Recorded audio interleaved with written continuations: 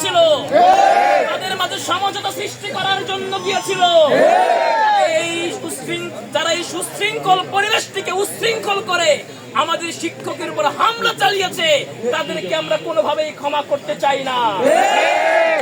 Doctor স্যারের মতো এরকম আন্তরিক স্যারের উপর হামলা করেছে, আমরা তাদেরকে ক্ষমা করতে চাই না।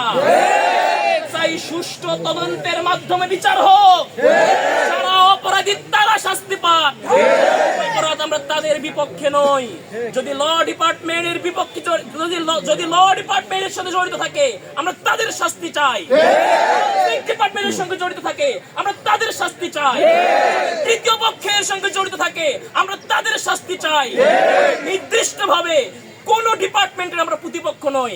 আমরা চাই সুষ্ঠু তদন্তের মাধ্যমে এর একটা বিহিত হওয়া দরকার। কথা বলেন ঠিক?